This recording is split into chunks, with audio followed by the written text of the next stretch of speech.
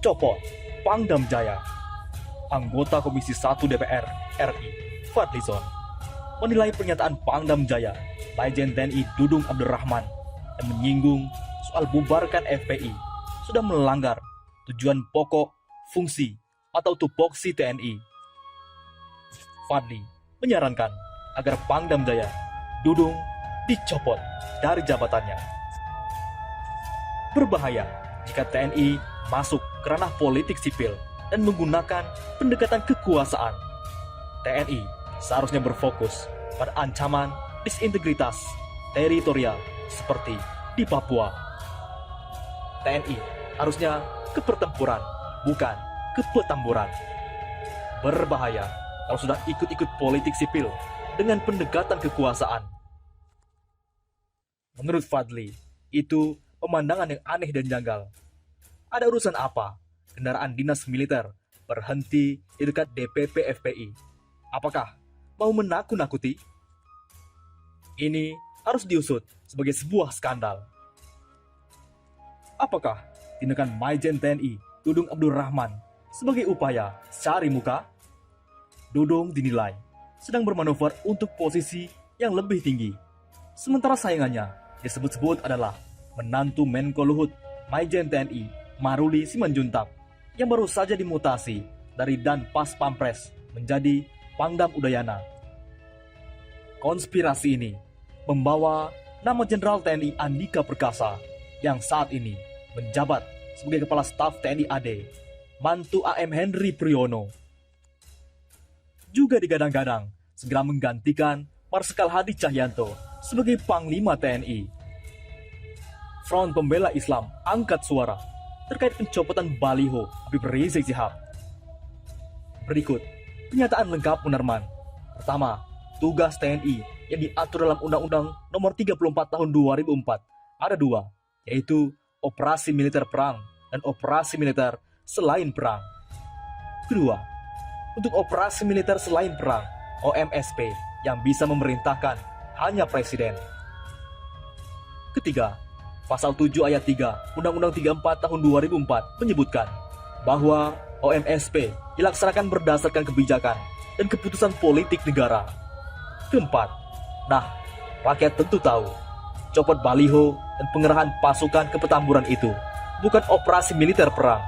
Artinya, itu operasi militer selain perang, di mana TNI menurut undang-undang bergerak atas dasar keputusan politik negara. Kelima, dan rakyat juga sudah paham yang bisa menggerakkan TNI pada situasi OMSP adalah Presiden. Artinya, kebijakan politik negara saat ini memerintahkan TNI untuk melakukan operasi militer selain perang berupa pencopotan spanduk dan pengerahan pasukan ke Petamburan. Itu artinya, kebijakan politik negara yang langsung diputuskan oleh Presiden saat ini adalah spanduk, baliho, dan nakut-nakutin FPI. Jadi jelas, perlu diketahui semua rakyat bahwa saat ini di negara Kesatuan Republik Indonesia, masalah politik negara tingkat tinggi yang urgen menurut Presiden adalah masalah spanduk, baliho, dan menakut-nakuti FPI. Keenam, ada bagusnya yang memerintahkan operasi militer selain perang itu pasang sendiri saja baliho gambar dirinya, biar tidak merusak milik orang lain. Dan bagus Pangdam Jaya bantu negara yang sedang kesulitan urus OPM yang tak tuntas-tuntas sudah puluhan tahun. Dan sayang juga, pasukan yang dikerahkan ke Petamburan itu adalah pasukan super elit. Prajurit yang dibentuk untuk menjadi prajurit elit itu mahal investasinya. Sayang kalau digunakan untuk menakut-nakuti rakyat. Oleh karena itu, peringatan Jenderal Gatot, tugas Koopsus TNI, tumpas teroris di Papua, bukan di Petamburan. Indonesia pada Kamis 19 November dihebohkan dengan sejumlah kendaraan perintis atau rantis milik Komando Operasi Khusus Tentara Nasional Indonesia atau Koopsus TNI yang berhenti di jalan raya di Kelurahan Petamburan, Kecamatan Tanah Abang, Jakarta Pusat. Sambil dikawal polisi militer atau POM dan sejumlah prajurit yang naik truk di belakangnya, rantis Koopsus TNI membunyikan sirine meraung-raung, berhenti di depan gang menuju markas Front Pembela Islam (FPI). Pengamat militer Fahmi Alfansi Pane menjelaskan, jika Koopsus TNI dibentuk untuk menghadapi ancaman nyata NKRI seperti terorisme, separatisme, dan beragam ancaman hibrida atau campuran, sehingga bukan ranah pasukan khusus untuk menakut-nakuti warga sipil, dalam hal ini anggota FPI.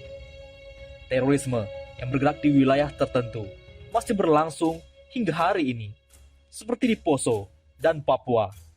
Meski beberapa hari lalu, 2 terduga teroris telah diselesaikan operasi gabungan TNI dan Polri, kata Fahmi kepada Republika Jumat 20 November.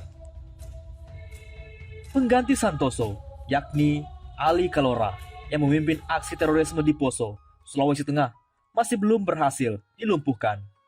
Hal itu jelas menuntun pengarahan pasukan APABEL, termasuk perlengkapan elektronik dan persenjataan.